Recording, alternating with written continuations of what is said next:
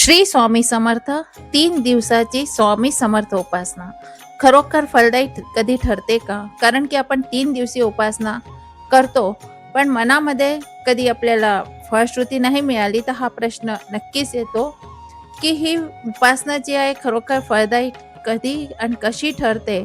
तर हा व्हिडिओ आज तुमच्याकरता. या व्हिडिओमध्ये जे प्रश्नांचे उत्तर आहे, 3 दिवसाची उपासना खऱ्या अर्थाने फळदायी कधी ठरते, श्रद्धा म्हणजे नेमकं काय आहे, नियम पाळण्यामागचं आध्यात्मिक महत्त्व काय आहे, आपण अशी कोणती चूक करतो ज्या कारणाने आपल्याला फळश्रुती मिळत नाही. यानंतर एक सुंदरशी प्रार्थना आहे जी उपासनेनंतर आपण रोज म्हणू शकता. पहिली गोष्ट, आपण उपासना का करतो? नोकरीसाठी, व्यवसायासाठी, आरोग्यासाठी, मुलांच्या भविष्याकरता, या कोणती अजून इच्छा करता? कारण आपण मानव आहे आणि इच्छा ठेवणं काही गैर नाही आहे, पण स्वामींनी आपल्याला एक इच्छा पूर्ण करायला शिकवलं नाही. त्यांनी सांगितलंय की उपासना म्हणजे तुम्हाला नुसतं दिवा नका लावू, अहंकार कमी करणे, राग कमी करणे, दुसऱ्यांना माफ करणे, हे करून जेव्हा तुम्ही उपासनेला सुरुवात करता तेव्हा त्या उपासनेमध्ये तुम्हाला बदल घडू दिसू लागेल. आता पहिल्या दिवशीची उपासना असते त्याच्यामध्ये तुम्हाला काय करायचं आहे? तर सगळ्यात पहिले आपल्या मनाच्या आतमध्ये, अंतःकरणमध्ये आपल्याला झाकायचं आहे. त्या अंतःकरणामध्ये आपल्याला काय पाहायचं आहे की मी पंचोपचारे पूजा तर करून दिली, पण मनामध्ये जेव्हा पूजा करताना काय केलं? माझ्या मनामध्ये कुठे दुसऱ्यांप्रती द्वेष तर नव्हता, राग तर नव्हता, माझ्या मनामध्ये काही असं तर नव्हतं ज्यांनी दुसऱ्याला त्रास होत होता विचारांमध्ये. तर ह्या गोष्टी पहिल्या दिवशी आपल्याला सोडायच्या आहे. म्हणजे स्वतःचा शोध घेऊन आपल्या मनामध्ये जे काही दुर्विचार आहे, दुर्गुण आहे, त्याला सोडायचं आहे. आणि आपलं मन निर्मळ झालं तर गुरुचं अस्तित्व आपल्याला जाणवायला लागतं. तर सगळ्यात पहिले आपलं मन शुद्ध करायचं आहे आणि मग ही उपासना सुरू करायची आहे. श्रद्धा म्हणजे कशी हवी?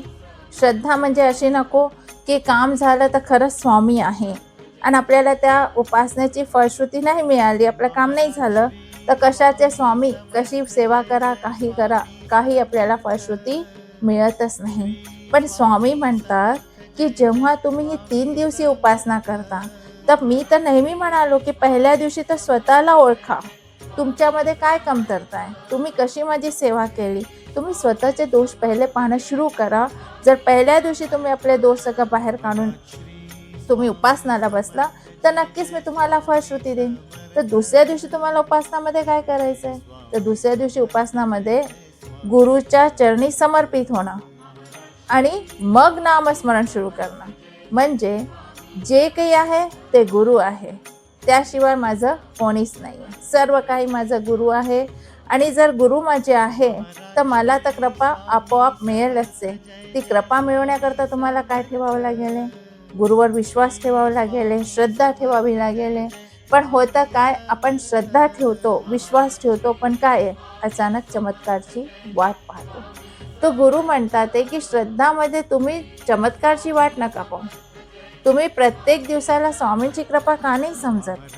स्वामी प्रत्येक दिवस तुमच्या जीवनामध्ये काही नवीन घडवून आणतात, तर ते कोण घडवतोय? ते स्वामी घडवून आणतात. आणि तो दिवस तुमचा चांगला गेला तर कोणाच्या प्रती गेलाय? तो स्वामींप्रती गेलाय. तर तुम्ही हे का लक्षात नाही आणत की आजचा माझा दिवस चांगला गेला तर तो दिवस मला का समर्पित नाही करत? दिवस चांगला गेला तर माझा, पण वाईट झालं तर स्वामींनी आज असं का केलं मला समजत नाही, काय चूक झाली? तर स्वामी म्हणतात की प्रत्येक दिवस तू मला पूर्ण समर्पित हो. आणि पूर्ण समर्पित झाला तर त्यामध्ये समर्पणमध्ये तुझा विश्वास हवा, श्रद्धा हवी.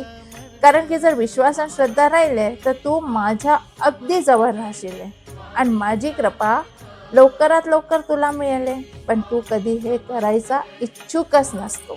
तुला तर काय, आत्ता मी नामस्मरण केलं, मला लगेच चमत्कार हवा. असं करू नको.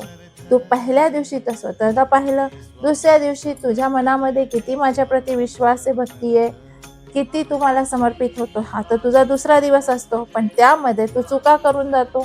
2 दिवस तू चुका करतो, मग तिसऱ्या दिवशी परत चूक करतो आणि म्हणतो की 3 दिवस माझी उपासना झाली आणि मला माझ्या उपासनाची फळश्रुती नाही मिळाली. तर आता तिसऱ्या दिवशी तुला कशी उपासना करायची आहे? जर 2 दिवसात तू स्वतःला समजून घेतलं, तर तिसऱ्या दिवशी काय होईल माहितीये?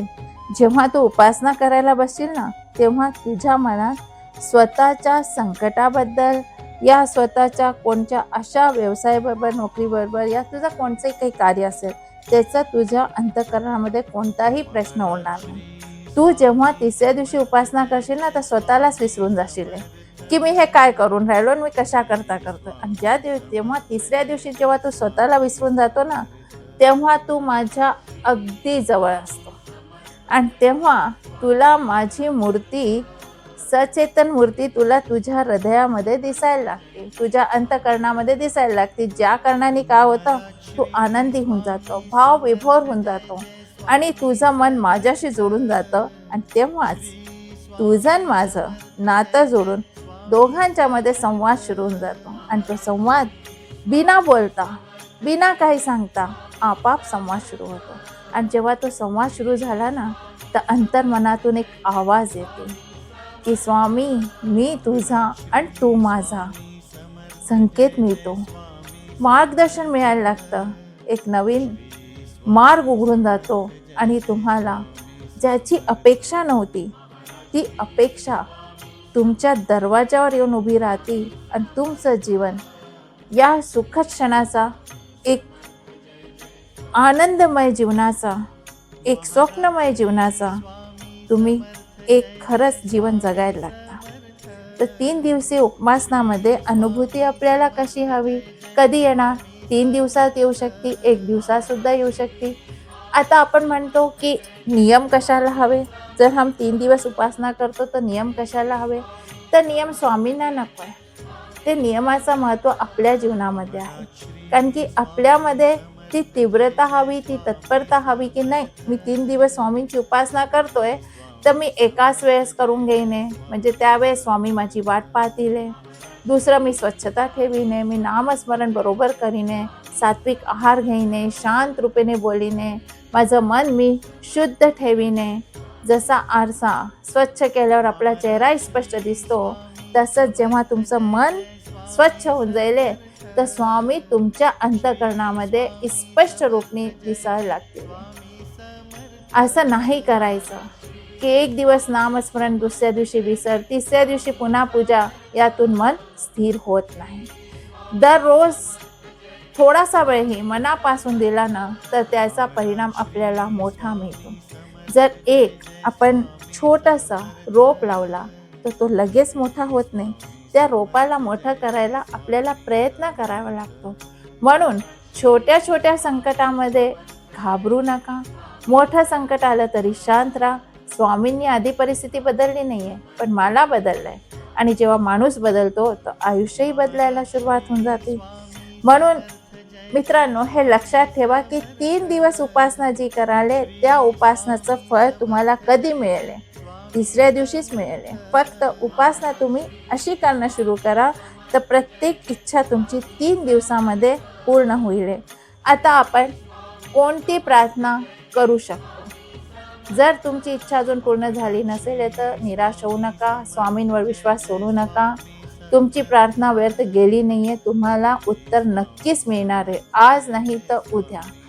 आणि एक प्रार्थना स्वामींच्या चरणी रोज अर्पित करायची आहे. ती प्रार्थना आहे, ओम श्री स्वामी समर्थाय नमः, भक्त भीत हराय नमः, सर्व दुःख निवारणाय नमः, आनंद प्रदाकाय नमः, महाशक्ती स्वरूपाय नमः, श्री स्वामी समर्थाय नमः. हे स्वामी, माझं चित्त आता तुझ्या चरणी शांत झालं आहे. मी तुला पूर्णपणे समर्पित होऊन चुकलो आहे. माझ्या संकटाचे रूप मला क्षीण झालं आहे, कारण तुझ्या कृपेचा जो तेज आहे, तो माझ्या अवतीभोवती फिरत आहे. स्वामी, तुझी कृपा माझ्यावर झाली आहे, आणि हीच कृपा माझ्यावर तुझी सतत राहू दे. आणि असंच अंतःकरणामध्ये, माझ्या हृदयात तुम्ही असेच निवासरत राहा.